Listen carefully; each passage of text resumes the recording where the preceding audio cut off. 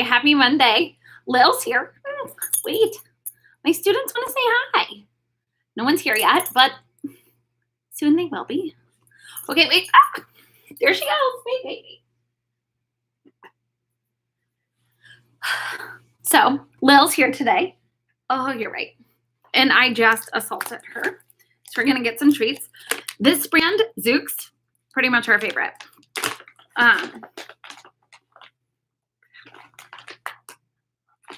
She's happy. We're happy.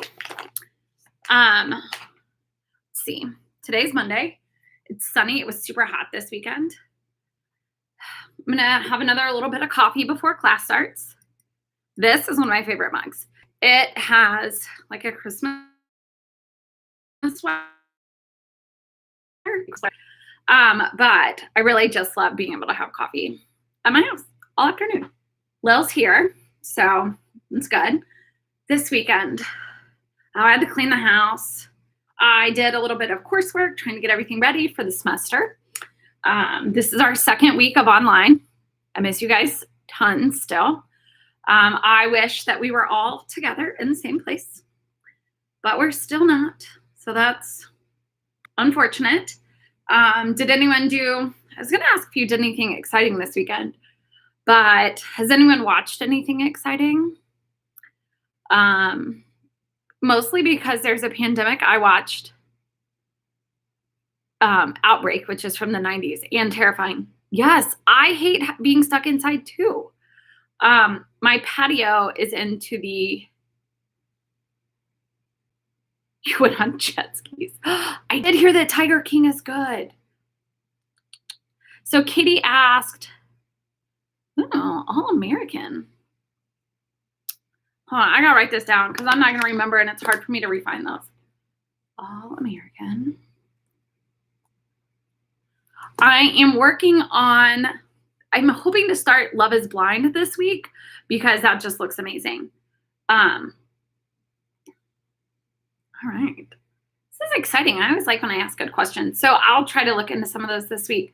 So Katie asked about the worksheets. Those died completely. They're canceled completely. So Katie's question, I think, is whether or not there will be worksheets. So what you have in this course are quips, like we always did before. Exam 3, which is in some number of weeks. It's April 15th, so we got a while. And then the final and your ALEX. So nothing is really going to change from the syllabus. Mostly what's changed is the fact that we don't get to hang out together, which is what I really want to do. What I really want to do is like go to class and I'll write on the board and hang out and interact with people, not just interact with people this way. But I'm glad that this works. I'm glad that we get to hang out twice a week, every week. So you are here. Lil's here. She's not happy today. She thinks that we should go sit outside, which is where we eat our lunch every day, because why not? So do you have anything else you need to tell them? Okay, 1 second.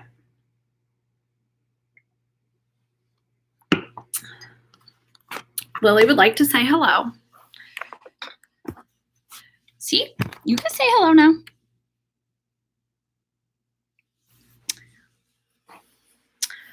Also, I bribed her to come.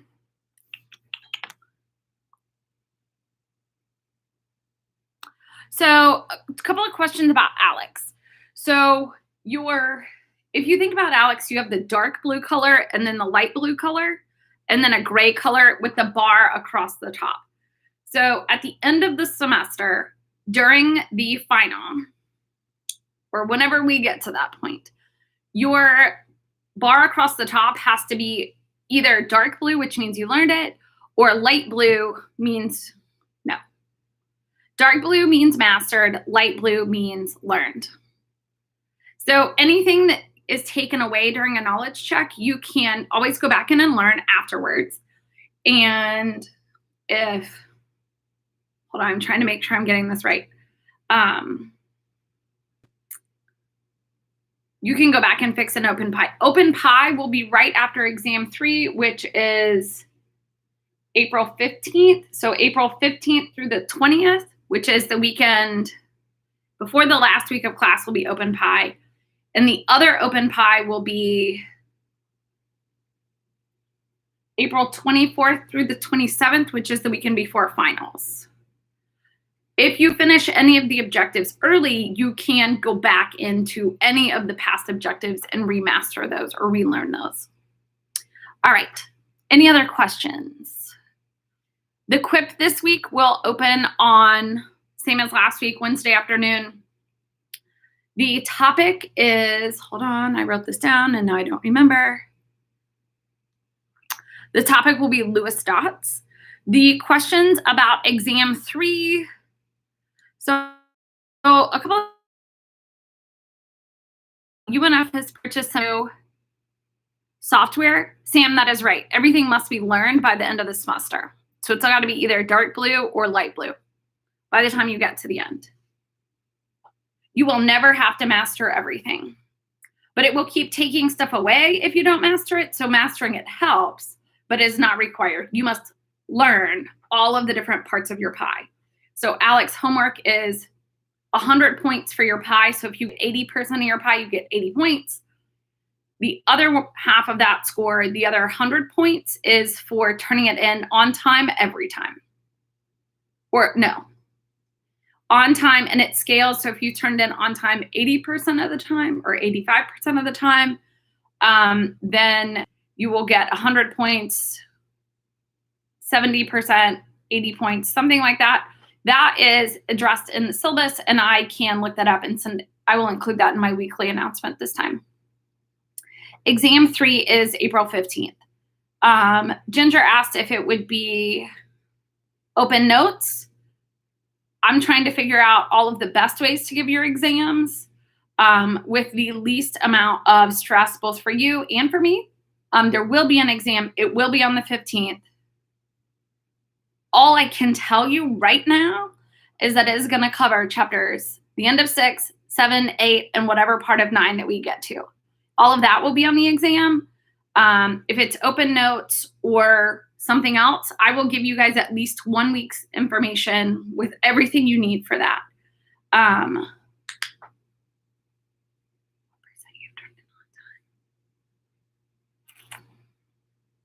To determine the percent of Alex that you've turned in on time, if you go to your grade book, it will tell you what percentages you turned in on time, and your grade book can be accessed from the home screen when you check in, I think. I will figure out exactly how to do that and update that on Wednesday. Any other questions today?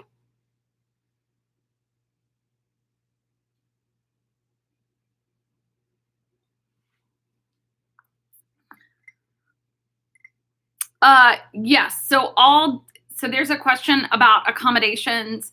Accommodations for exams will be added into Canvas. If you have accommodations, you should expect an email from me. You should expect one. Also, feel free to send me an email and remind me exactly what it is. I have access to what they were, and we'll make sure that they are set up the way I think they're supposed to be.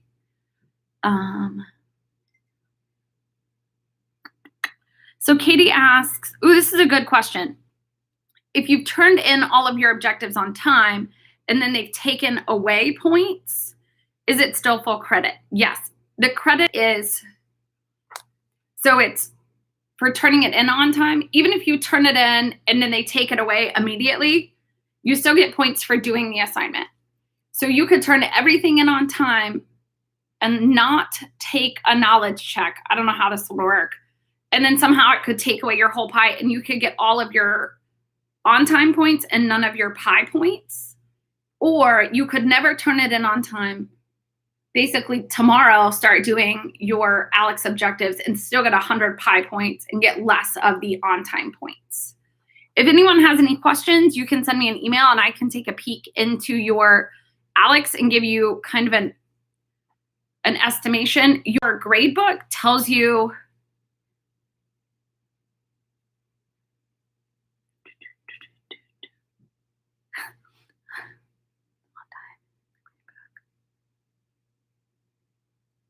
JC, are you saying that the Alex on time is in the grade book or is not in the grade book?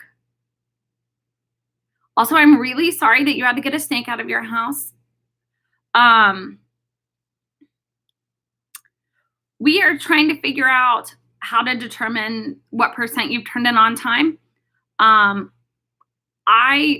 said you could look in the grade book. I'm not entirely certain. So I think the best plan, JC says it is in the grade book. So you can look in there and figure that out. Otherwise, send me an email. I will, in this week's weekly announcements, I'll add a little box on how to do that. And so in case anyone is watching this later, and I think the chat box shows up, but I really haven't any clue. Okay, any other questions? And then to about appearance.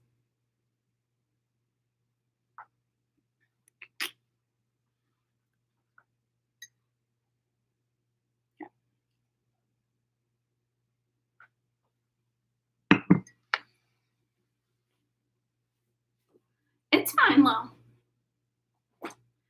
So today, if you pull up your chapter 7 slides, so we're going to start on slide 26, which is electron affinity. So make sure this works. So we ended chapter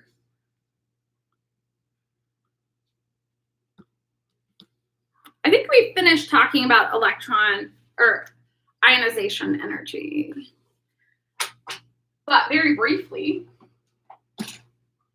So 7.4 and 7.5 are intertwined together. And so when we think about 7.4, which is ionization energy, good, that can be read. So this is the ability or the energy required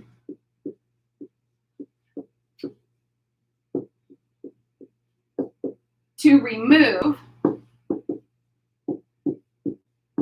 one electron. So for sodium, it will go from sodium to sodium plus 1 E minus. So the ionization energy, I1, is the ability to remove one electron from any given element. So 7.5 is essentially, I like to think about it as the opposite. So instead of we're removing one electron, this is the electron affinity. So this is the energy required to add one electron. For sodium, it would go Na plus 1 E minus goes to Na minus. Now, as you might suspect, some elements, it is very easy to remove and create a cation. So the I1 is pretty simple. For electron affinity, not all elements want to accept an electron. So if we think about sodium, sodium minus is not something we've really ever observed. We see sodium plus, sodium 2 plus, rarely, but we know that the ability, you could add them, but what we'll see when we look at the trend is that not all elements accept the electron, and some of them are kind of like, so you know how before all this, if you went to the plaza outside of the student union, someone would be handing out pamphlets and they would hand it to you and you would do this. No, I don't want that. And you would just kind of like, you'd put it in your hand and you would kind of walk away and it might fall to the ground, or they might give it to you and you'd put it in the next trash can. Some elements behave that way when you try to add an electron. So what we're going to see is between these two, they're different. All elements participate in both, I think. Well, I know that they all do. Sorry, trying to darken the screen in the back so we have a little bit less glare. So let's think about the trend. So if we switch to slide 27, the trend is going to be as follows. For electron affinity.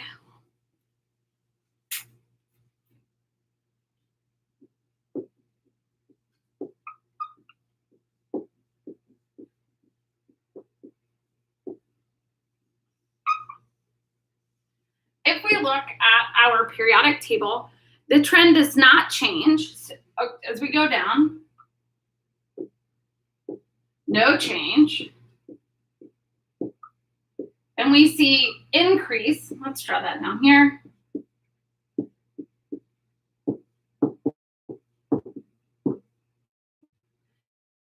If you're looking at the slides, you'll notice that the D block elements are not included. It turns out that these elements don't follow a trend. To be honest, they don't really accept an electron. So if you're looking at the slide, one of the things you'll notice is that electron affinity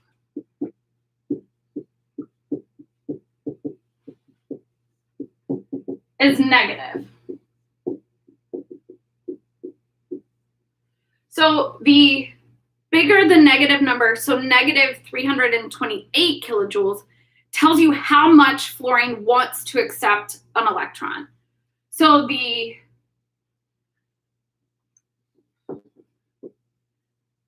technically the smaller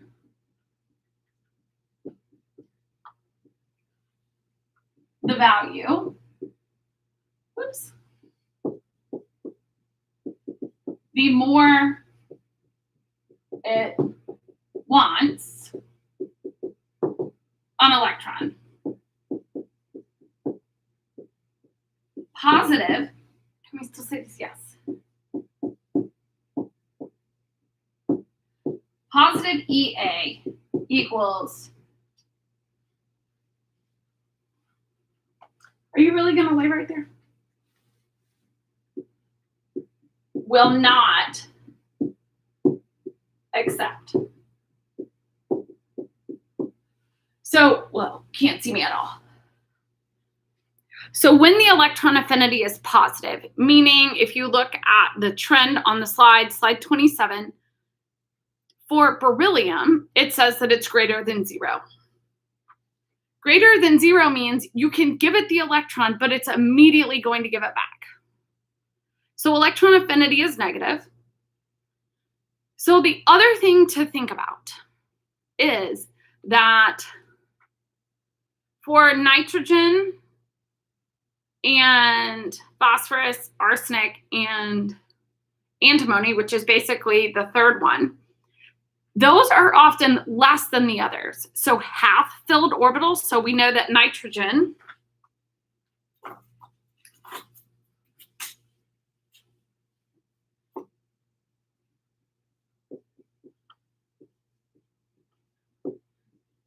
one S, 2S, 2P. Its electron configuration looks something like this. So elements with 3p electrons, it turns out, don't really want to accept another electron because that requires you to alter this balance. So then one of these would have 2 and the others would be unpaired. So those tend to be a little bit separate in the trend. So the trend really is increases, but decreases at the half-filled p orbital. So the trend is a little bit more complicated than some of the other trends. So we've now talked about there are 4 trends: atomic size, atomic radii, Z effective, electron affinity, and ionization energy.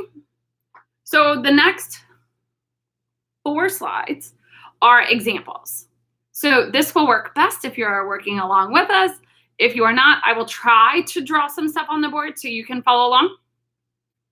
So the first question, so on slide 28, it says, determine the length of the bismuth-iodine bond in bismuth triiodine if an iodine-iodine single bond is 2.78 angstroms and a bismuth, ooh, that's a tongue twister, single bond length is 2.84 angstroms. The shape of the molecule is not required. but there is a bismuth iodine bond.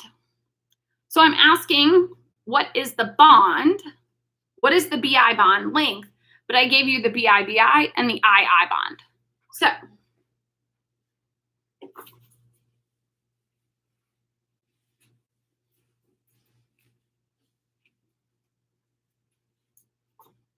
if we know that Bi-Bi is 2.78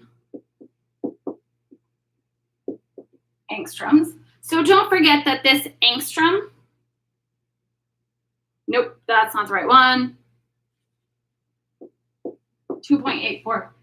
The A with a hat is just a scientific unit. It's to give us values. So the iodine bond, bless you, is 2.78.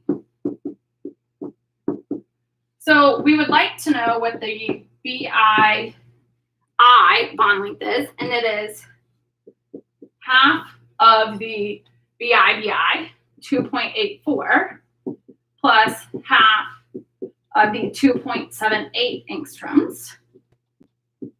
And hold on, let me grab a calculator.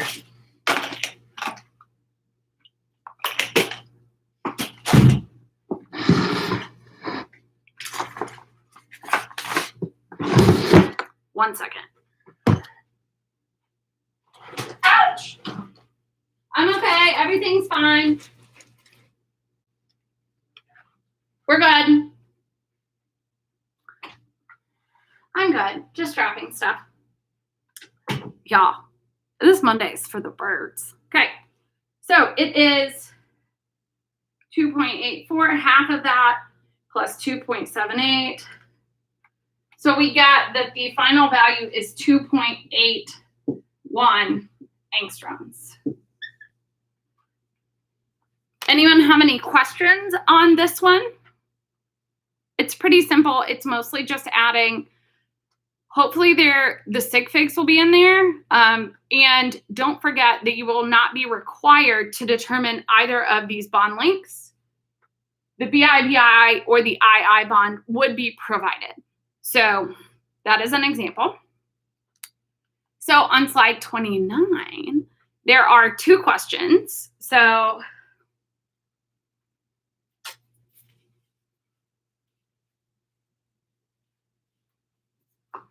the first one is the largest I2. So we're looking at the largest second ionization energy of sodium, magnesium, aluminum, silicon, phosphorus, and argon. So that's question number one. Question number two, which one has the strongest EA? So this is asking which one is the most negative of the following elements: sulfur, chlorine, arsenic, selenium, bromine, argon, and krypton.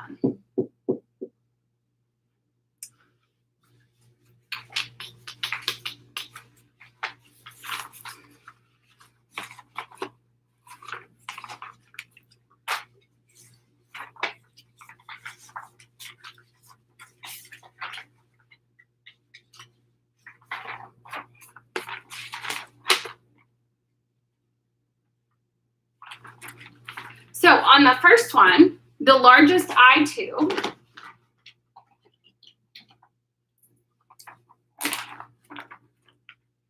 is going to be sodium. So you might be wondering, but why sodium? So the I2 is for the sodium plus to go to Na2 plus 1 E minus. This breaks the core shell. So this is the preferred state. So to break this set, it's going to be highly energetically expensive. So which of these elements has the strongest electron affinity?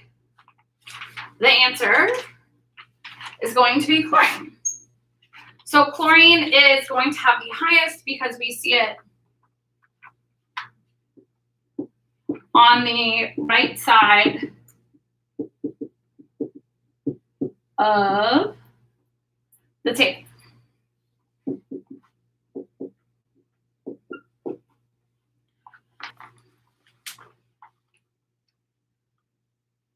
So on slide 30, it is a table of, we have a question. I2 is ionization energy.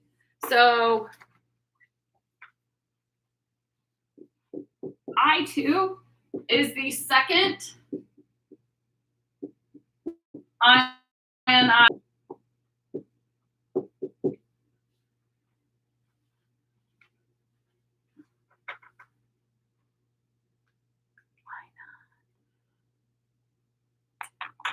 Okay. So Katie and Isvari have asked, why not argon or krypton? So for the strongest electron affinity, I assume, hey, Katie and Isvari, you're asking about the second question, the strongest electron affinity, right? I'm going to assume you are, and if you're not, give me a comment, and I will go back to that. So for the electron affinity, the most negative for both of those, both of the noble gases have positive electron affinities. They will not accept an electron. So it's asking for the strongest electron affinity, meaning this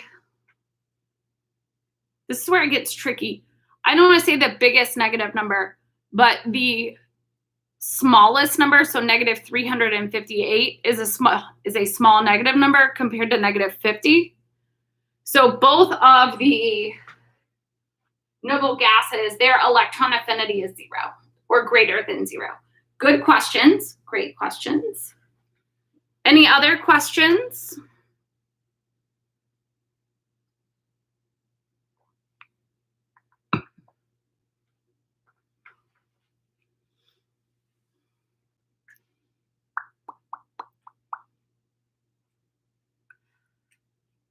Sulfur wants to be -2 and chlorine wants to be -1.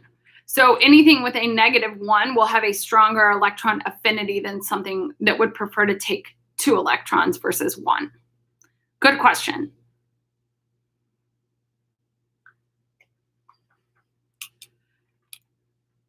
So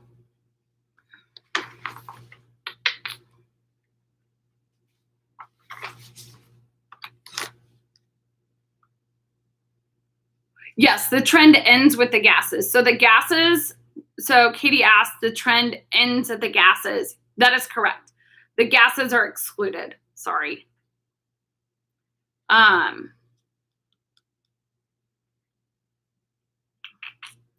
Other questions? You guys should attempt slide 30 on your own.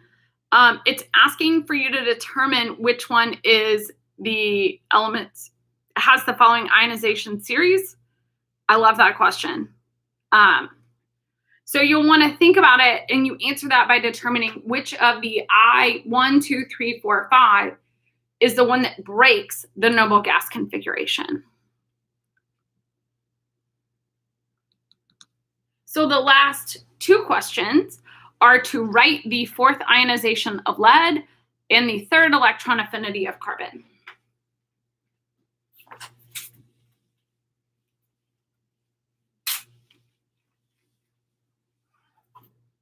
So we will do one at a time. You can do both at home. So it is to write the 4th ionization of lead.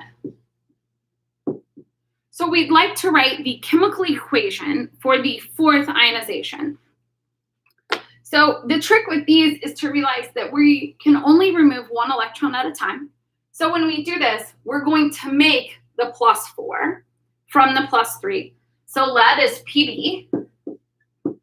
Pb3 plus goes to Pb4 plus 1E minus. So this is whatever ionization you are asking about. So this is creating the fourth ion. So you can go pull up one at a time. So the +1, 2, 3, 4. So the fourth ionization, this would be the I4. So lead 3+ converts to lead 4+ +1 E-. You don't have to have this one here. You can just have +E-. I always like to put a number 1 on it. I don't want to say that's just a me thing, but that's probably just a me thing, so you don't have to worry about that. Any questions about this one before we write the third electron affinity of carbon?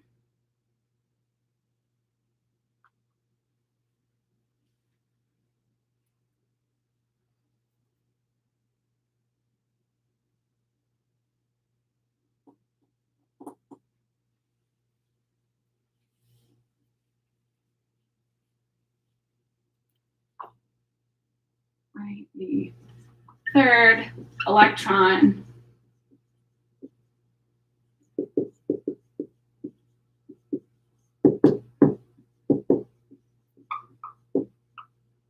so the third electron affinity is going to be adding, oh, I'm sorry, I went too fast. I'll rewrite that up.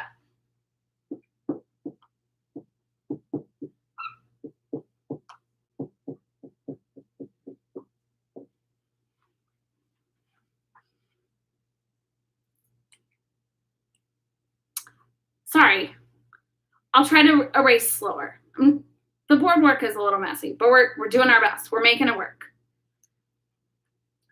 So the third electron affinity of carbon is we want to add the third electron. So carbon 2- +1 E- creates carbon 3-. So the third electron affinity is the ability to add the third piece.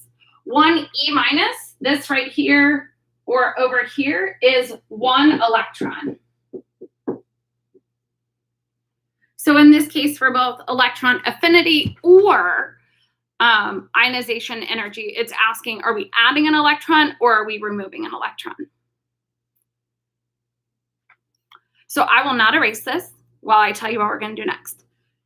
So next, we're going to go ahead and move to chapter 8. So chapter 8 is the beginning of bonding. So we're going to start talking about Lewis dot structures and a few other things.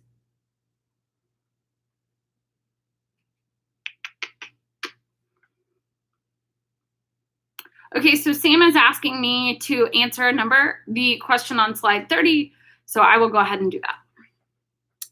I'm going to erase this up here in order to answer that question. No.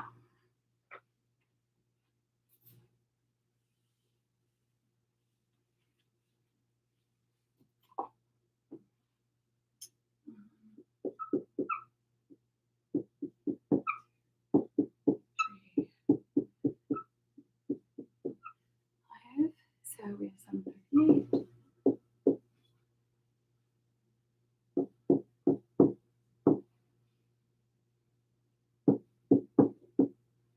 $77.33, 10, 540, and 13.6.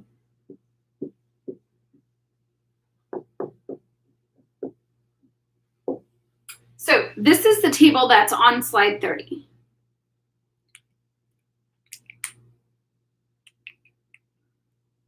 Since it's negative, subtract an electron to make.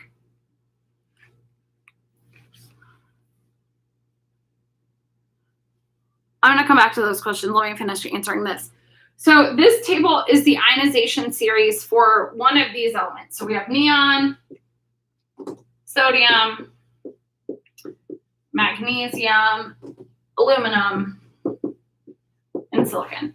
So when we look at these, ionization energy is the ability to remove one electron at a time. So basically, we're plucking one electron off at a time. When we think about the ionization series for a single element, we can look at ionization 1, 2. We can see that it basically doubles. But then from here, it goes up by over 5,000. Here it goes up by 3, here it goes up by 3. So this big gap here,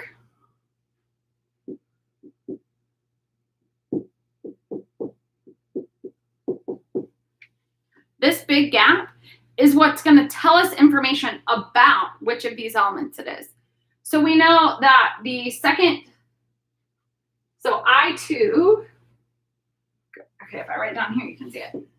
I2 is going to take us from plus goes to x2 plus 1e minus. I3 is going to take us from x2 plus to x3 plus 1 out, e minus. So this one and this one, between these two, when we remove this electron, we're going to break the noble gas configuration. So for I2 x2 plus, whatever this is, which of these 5 elements is going to preferentially want to be a 2 plus? So we know that neon already has a core group of electrons because it has a full octet. Sodium, the core electron is when we removed 1, which doesn't fit this trend. Magnesium wants to be a 2 plus element. So this would be to create magnesium 2 plus. To create magnesium 3 plus is going to require lots of energy. So aluminum and silicon, neither of those. Aluminum wants to be 3 plus. Silicon will occasionally be 4 plus. So magnesium is the element that this table corresponds to. Okay, questions?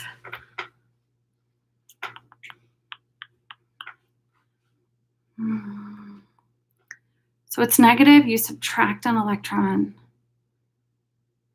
to get from lead 4.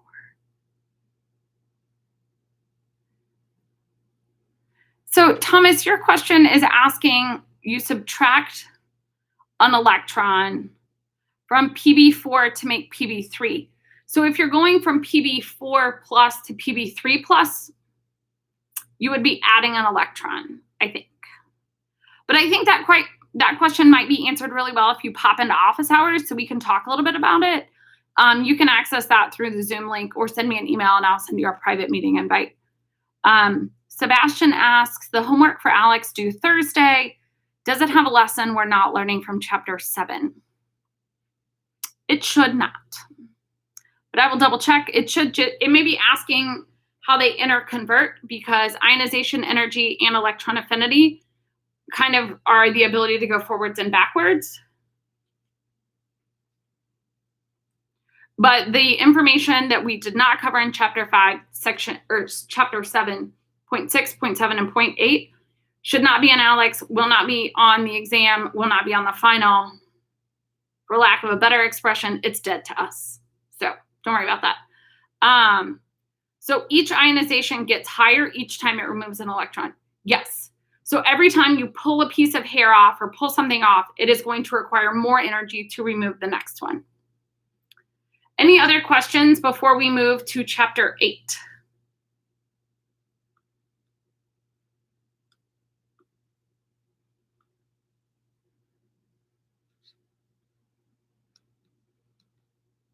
Does not look like it. So in chapter 8, we're going to talk about all of the sections. I need to go in and double check that the Alex objectives are correct, and I will do that this evening. You may see a few objectives go away. Nothing will be added. A few may go away if we're not going to talk about them the same. We will cover most parts of chapter 8, but the one thing I want to highlight is from chapter 5, we skipped 5.8, which is bond enthalpy, and we will talk about that again at the end of this chapter. So for the next 30-ish, 35 minutes, we're going to talk about chemical bonding. So the last part of this, the next 2 parts of this chapter, or chapter 8 and 9, are all about putting our atoms together to make a molecule. So when we think about Lewis dots or any other structures, the question we want to start to ask ourselves is, what are we, I don't want to say learning, but how do we put them together? And so we know that there are electrons. What do the electrons mean? What do they make? How does it work? So on slide 3, which has no words on it, so it's kind of silly. But what we want to think about today is Lewis dot structures in the octet rule.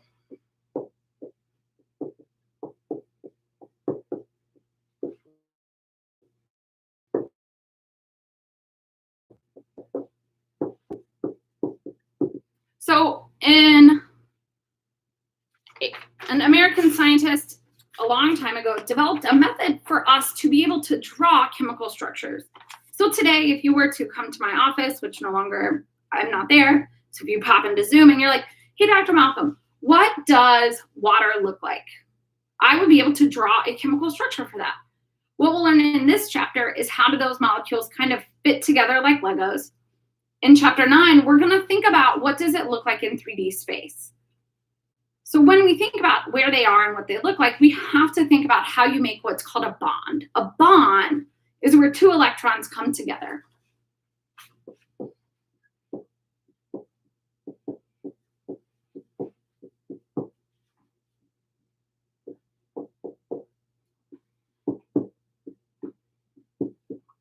So what G.N. Lewis does is he determines how many electrons or where they sit around each atom.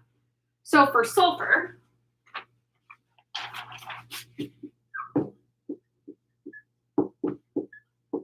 we know that its electron configuration is neon, 3s2, 3p4. So we know that it has a core structure, and these are our valence electrons. So the core electrons are the ones that are going to not be involved in this. The valence electrons out here are the ones that are able to be involved in bonding. So there are 6 of them. So what G.N. Lewis determines is where do the electrons sit around the orbital. We know that there's 2 in the s orbital and 4 in the p orbital. So it turns out that while he thought about this, and you may know that Lewis dot structures are not the most accurate. But in order for us to draw Vesper structures, which is what we'll learn in chapter 9, we have to learn how to draw a Lewis dot structure. So a Lewis dot structure tells us that for sulfur, we have 6 valence electrons. Valence electrons are 8 people sitting at a large table, a large square table. So the electrons go 1, 2, 3, 4, 5, 6. So now, a couple of things. We're going to do a bunch of examples here in a minute, or I'm going to do a bunch of examples, and you can try it on your own. So for a Lewis dot structure, electrons go 1 on either side, all the way around. So 1 across from the other, then the other 2 sides. Then we refill with the idea that any single electrons are across from one another. So they can't sit 2 by 2. You want them to be as far apart. So we've talked about how with Hund's rule, it talks about how 1 electron in each orbital at a time. This is the same for Lewis dot structures. It turns out that there are only 8 possible Lewis dot structures. Everything else is basically changing what element goes in the center. So the number of valence electrons, which is just the total of the outer S and P, tells you where they sit around here. So when we think about this, we're going to look at all 8 options.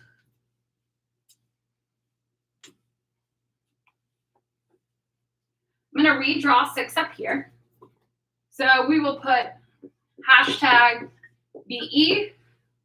In this case, hashtag BE is not a hashtag like if you're going to put it on Twitter or Instagram. This is for the number of valence electrons So it turns out that you can have valence electrons 1 through 8.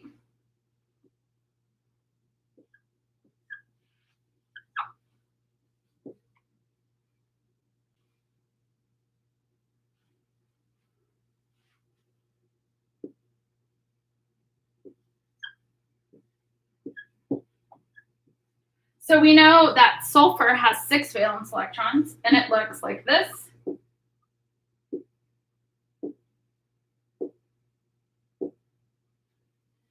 So we know that sulfur has 6. So an example of sodium has 1 valence electron, and so it sits on any of these sides. Now, I've drawn it on the right side. You could put it anywhere you wanted. It's dealer's choice. You may pick it anywhere you want. Same over here. You can have your lone pairs or your single electrons top and bottom or side to side, as long as they are opposite from one another. So something with 2 would be something like magnesium.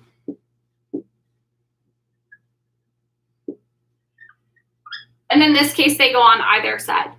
You do not have to make your Lewis dot structure dots this big, but I know that it's probably a little hard to see, so I'm trying to make them as visual as possible. So something with 3 valence electrons would be aluminum.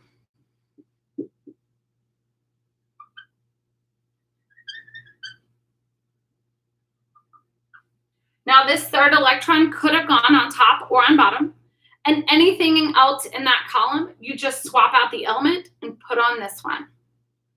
So something with only 4 valence electrons would be something like carbon.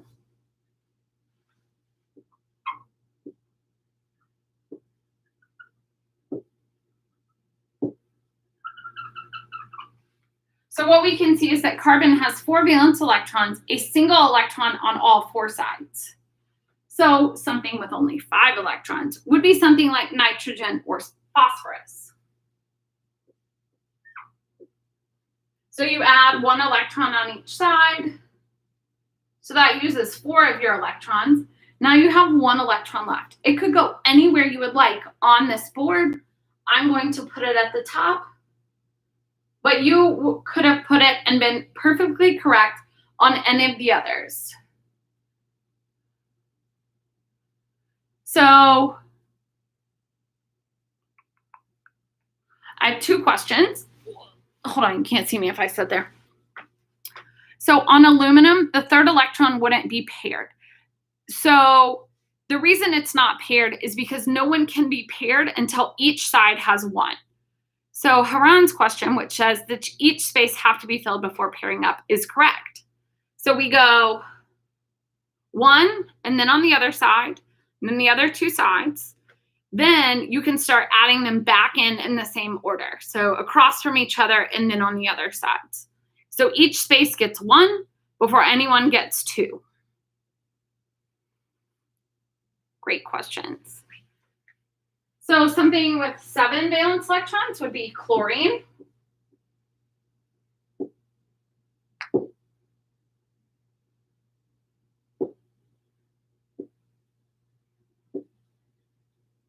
You can leave your singular electron in anywhere you like.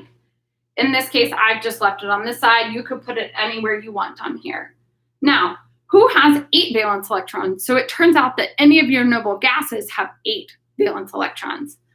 So in this case, we're going to use argon.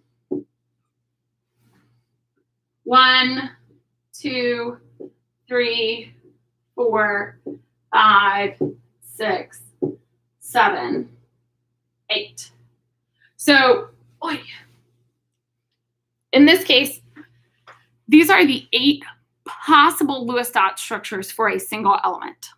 In this case, regardless of what element it is, as long as it is an element, not an ion. So it is a little different when you have ions, but they look something like this.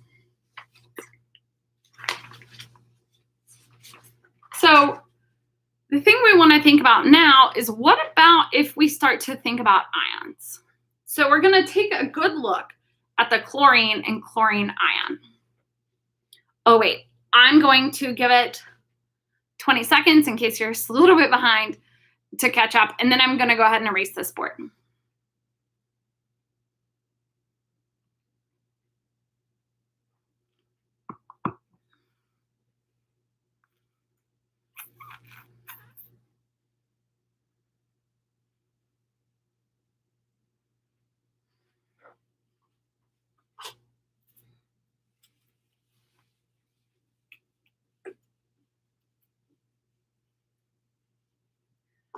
So if we want to write the Lewis dot structure,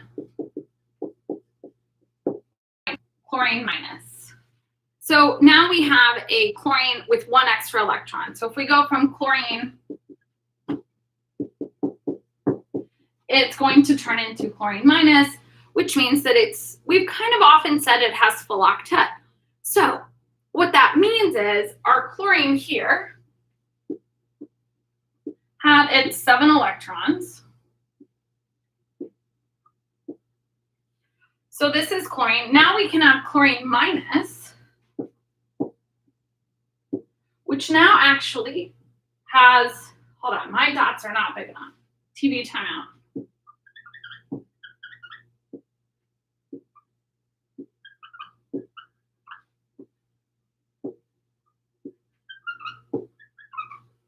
So now we have a really janky looking chlorine that looks terrible. Better. So now we have chlorine with 8 electrons around it. So how do we denote that it's a negative charge? So we put our chlorine in brackets and add a negative charge on the outside. I tend to circle mine to where I know that it's not just that I set my pen down or my marker and kind of made marks all over the page. So we can make any of our ions. And so back in chapter 2, when we learned why does chlorine want to be a -1, sometimes people would say, oh, because it wants to achieve octet.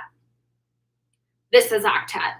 So octet means that it has 8 valence electrons. So it wants to look like the closest noble gas by either adding or removing electrons. So Lewis dot structures are really good. What we're going to see is there are elements that are rule breakers, rule followers, pretty normal. We've been meeting them all semester. So what we kind of want to think about as we move forward is, what does it look like when we make an ionic compound or a covalent compound? So first, we will shift to slide 5, which is about ionic bonds. So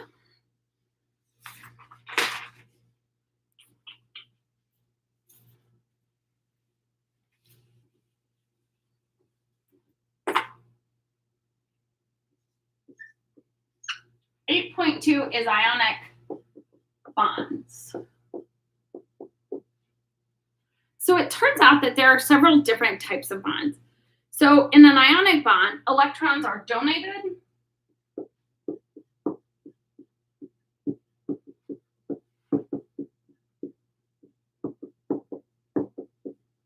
or accepted. They are never shared. So the thing you might be asking yourselves is, what does it mean, or what compounds make ionic compounds? So an ionic compound is a metal, non-metal compound. So a lot of the things that we met in chapter 4 are metal, non-metal ionic compounds. So an ionic compound could be something like sodium chloride, magnesium fluoride, or really anything where you have a metal and a non-metal. So you also encounter them in things like iron trichloride. So anytime you have a metal and a non-metal, that's going to be an ionic compound. So the question becomes, can we, do we, should we draw, hold on, I'm trying to get all my papers over here. So should we, could we, do we want to be able to draw a Lewis dot structure for any of these? So one thing we know is that for sodium chloride, we know that sodium really prefers to be sodium plus chlorine minus gives you NaCl. Whoop, my head's in the way. So we know that sodium prefers to be a plus, chlorine prefers to be a minus, and together they give you sodium chloride, otherwise known as table salt. So it turns out that sodium gives its 1 electron to chlorine, to where we have Na plus Cl.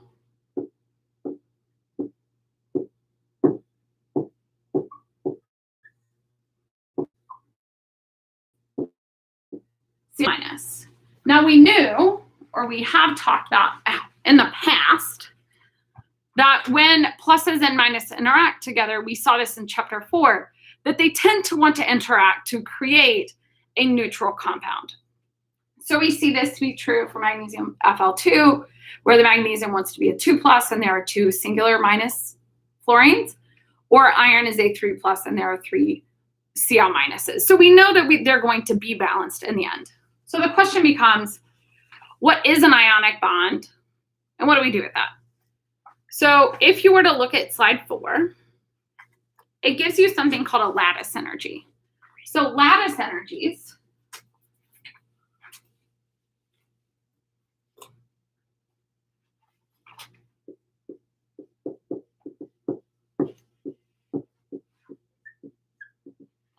is the arrangement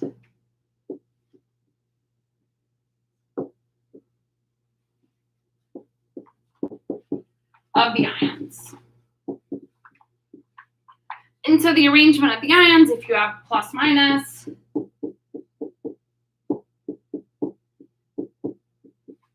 could look something like this, where you alternate positive, negative charges going back in all 3 directions. So you'll have them coming out of the board, going up and behind to give you a 3D square space. So when we think about this, the lattice energy tells you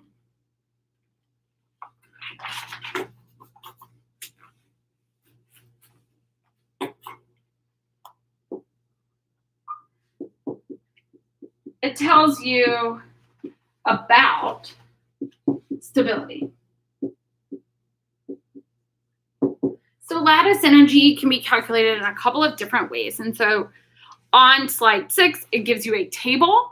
And so what you can see is that basically things that have 1 plus 1 minus charge have somewhat similar lattice energies, and things like magnesium oxide have a much larger energy because you're starting to have elements with more charges, like a 2+ or a 2-.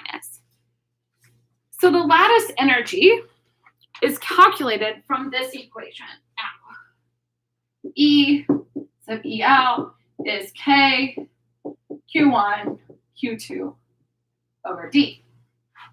So the higher the charge, we'll say the greater the charge.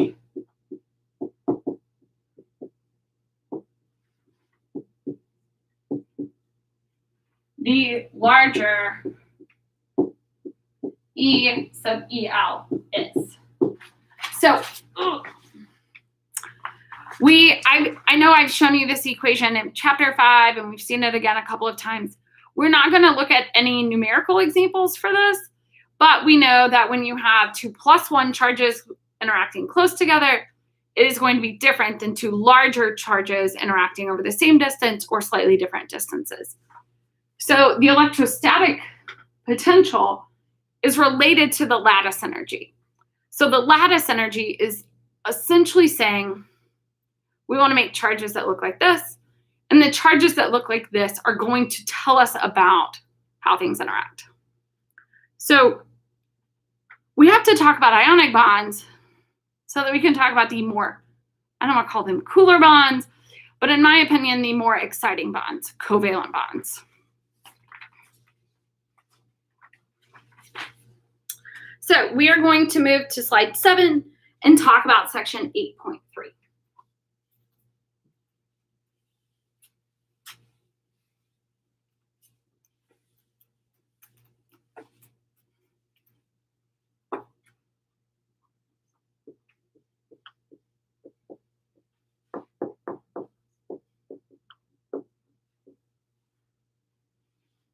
So in section 8.3, covalent bonds, which are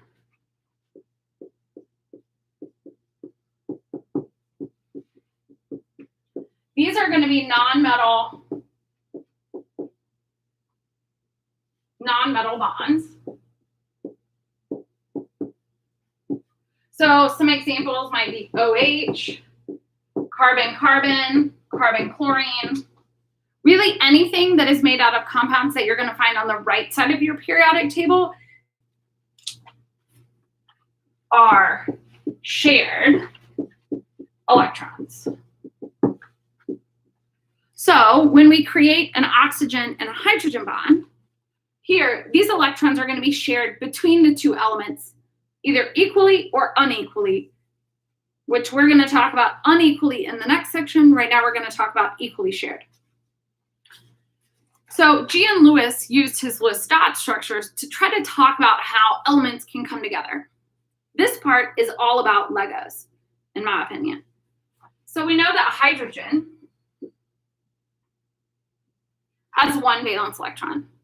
We know that hydrogen prefers to be as hydrogen. So these two single electrons can create a bond. A bond is two electrons together. To where it looks something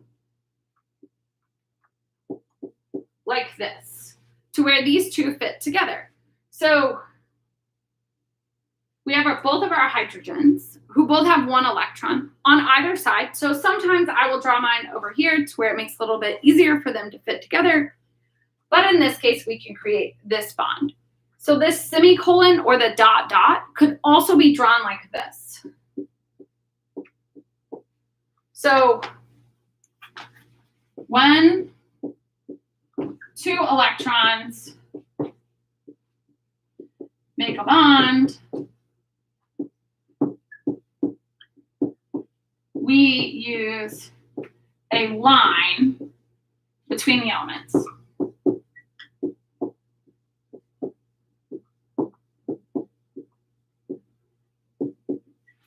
So right here, you could have either drawn it as this or this. I will almost always draw it as the line between the two.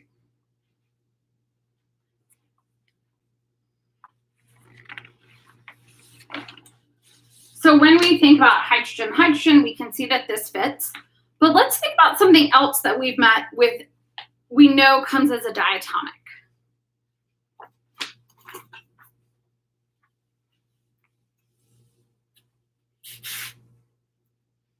What about chlorine gas? So if we know that we have two chlorine molecules, chlorine looks like this.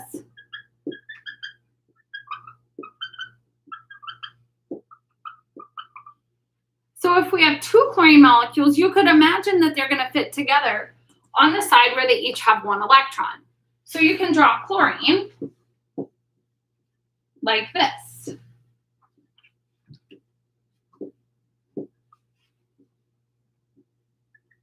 Drawing all of your electrons can be very time consuming.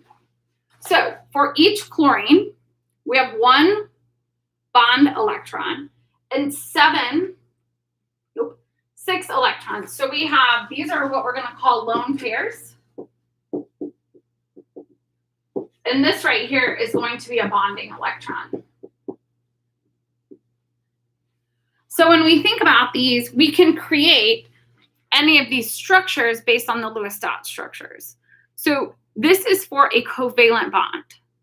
Ionic bonds, you don't really draw a bond. Sorry, I thought I could reach that from my chair. So we can't draw this because they don't share electrons. This bond right here indicates that these two elements share equally or unequally, but they still share the same electrons. So if you look at the graphics on slide 7, you can see that the electrons and the nuclei interact together to where the electrons repel each other and the nuclei repel each other, but together they create a positive interaction. So if you look at part B, which is on the right side, where it looks like kind of blue dots everywhere, those blue dots are the concentrations of the electron density. And so the fact that it looks symmetrical over the whole thing tells you that the electrons are everywhere in that moment.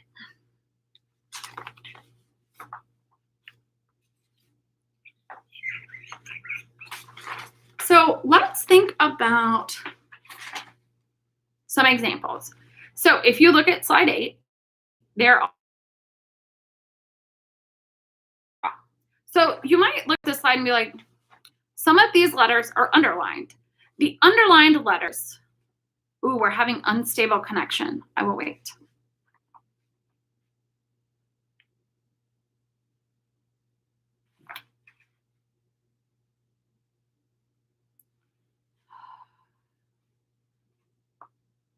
Okay, I think we had some technical difficulties. Thanks for hanging out.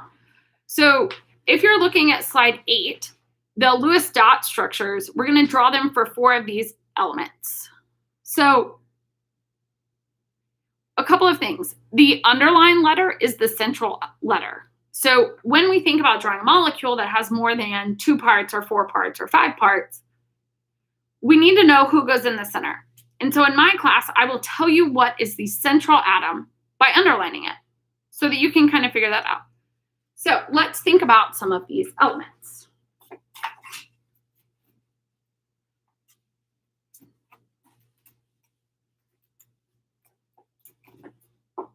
So there, we'll draw 2, and then we'll do 2 more. So we have HF and H2O.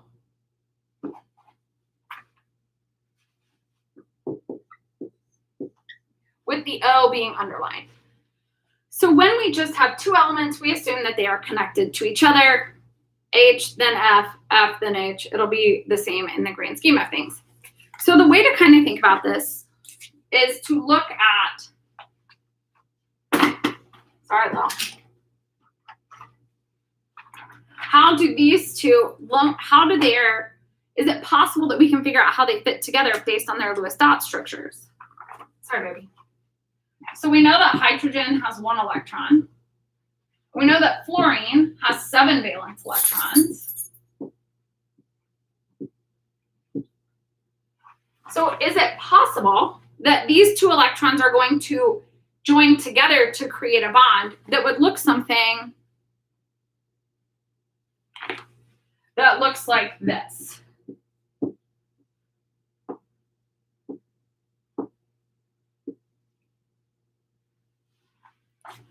Oh, I'm sorry. I was afraid it was cutting out. So the underline tells you which one is in the middle. So for the first one, there isn't anything underlined. So in this case, they just connect one to one another like we see here. For the H2O, the question would be, do they connect H, H, O, or any other way? So it's definitely not this. But with the oxygen in the middle, we know that it's going to be O with hydrogens connected on either side of it. So how do we get to this? Because this just looks like I came up with something crazy. So we know that hydrogen looks like this. We have 2 of those. We know that oxygen has 6 valence electrons.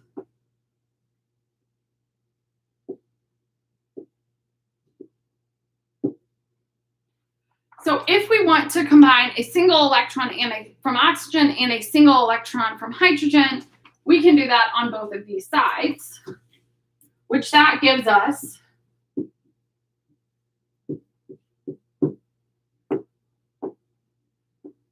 this structure where we have 2 lone pairs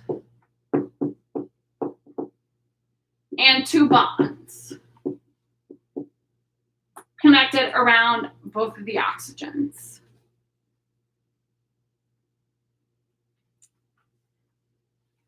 So I am going to add the new molecules, but I will leave this up for this first second so that you guys can kind of work through those or kind of think about it as I continue to write. So the next ones that you can do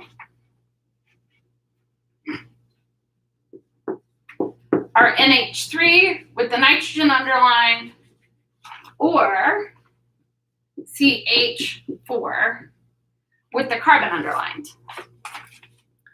So, no questions, yeah.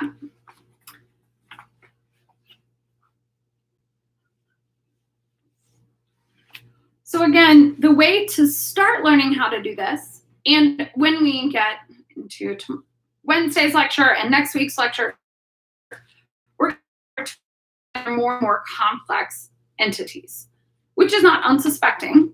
But as we think about it, for nitrogen, we know that its Lewis dot structure looks like this.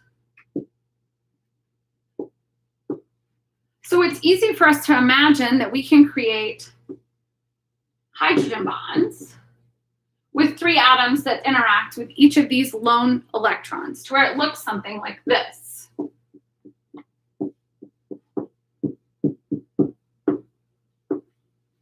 To where this would be the Lewis dot structure for ammonia.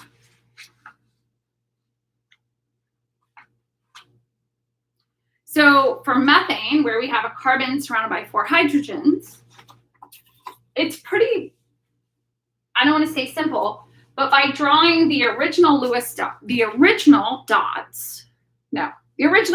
structures for any of the atoms, we can then go on from there.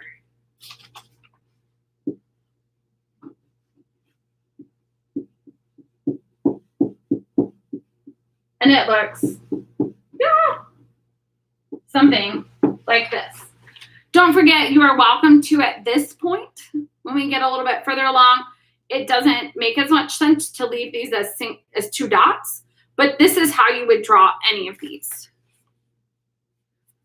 So the other thing we kind of want to think about for the last 5 minutes of today's lecture is what happens if we have a double bond. So we know that double bonds exist. We've seen them off and on in different structures or pictures. But if we think about CO2,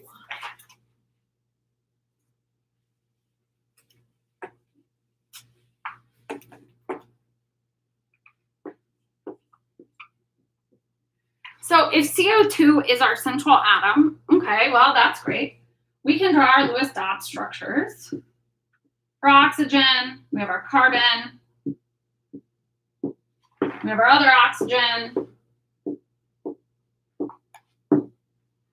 We're going to start to have some leftover lonely electrons. Electrons want to be in a pair really, really, really badly. As in, we really only find them in a pair. It is a special occasion when we find them as a singular lone electron in a compound, okay? So when we start to put these together, one of the things we can do is to create a structure where both of these electrons interact with 2 of the electrons on carbon. And same over here.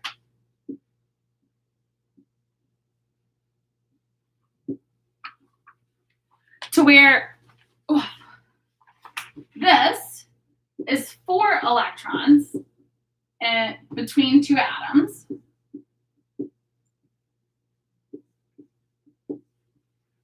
And so we call this a double bond. So you could draw this like this.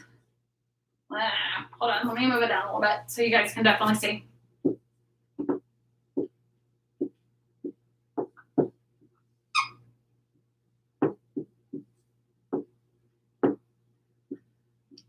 Where we have 4 shared electrons gives you 2 bonds.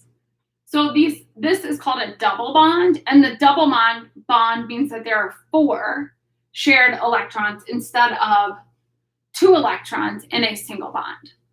So these are double bonds. So if we were to think about a triple bond,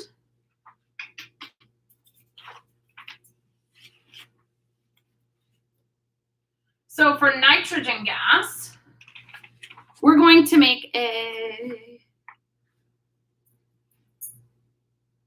So someone asked, how do you know which element will be underlined and go in the middle? In Gen Chem 1, I will always tell you. And if I don't tell you, you should send me an email. I would say you should raise your hand, but we're digital now. So we will just, it will always be underlined. If there's only 2 elements, it will look like this. They're both just connected to each other, one by the other. But I will always endeavor to underline the central atom because today we haven't taught you guys how to know who should be the central atom. So it's either the underlined one or the first one. But I always try to underline. So for nitrogen gas, it looks like this, where the 3 single electrons create 3 bonds. So this is a triple bond of 6 electrons mixed together. So the next question might be, Well, can we have a quadruple bond? And it turns out that the answer is no. You can have a single bond, a double bond, or a triple bond. There is no quadruple bond. So I'm going to hang out here for another couple of seconds, minutes or so. If there are any questions, we will pick up with bond polarity and electronegativity. I know that the slides are a little bit different than they usually are. There's a little bit less information. I'm trying to draw more on here in case you don't have access to 2 devices to look at those. If you have any questions, please stop in office hours. You might get to see me like jamming out to some music or hanging out in my study, kind of getting ready for classes. But either way, I miss you all very much. I hope that you are having a good day. So Sebastian asks, how do you know how many bonds it has? We will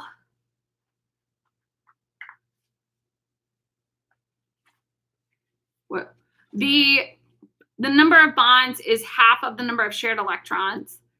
As we move forward, once we get into section 8.5, so sometime about 20 minutes in on Wednesday, we'll talk about knowing how many bonds it has, how to determine that, how to draw a Lewis dot structure for a larger structure. So far, we've just started to look at things where they kind of fit together easily, and there is a pattern and a series of guideline steps that we'll talk about in section 8.5 before we continue on. So a single is 2 electrons, double is 4 electrons, and triple is 6 then? Yes, Sarah, that is correct. So a single bond has 2 electrons, a double bond has 4, and a triple is 6 electrons. Any other questions? Ooh, yeah.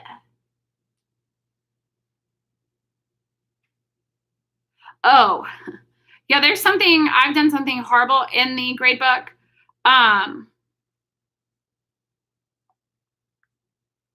So Quip 8 has been graded. It's under online quips.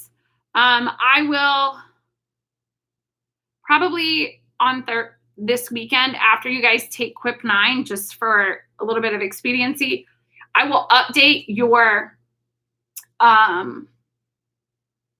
Quip totals, which is the goal is to get that number to 70, which should start happening for a lot of you this week, and based on Quip 8 and Quip 9. There are some weird things happening with the grade book. I will address that more as we get moving forward. But you can assume that the 8 score that you earned will go towards your Quip total. It just hasn't happened just yet. Good questions. That is correct. Thanks for asking that.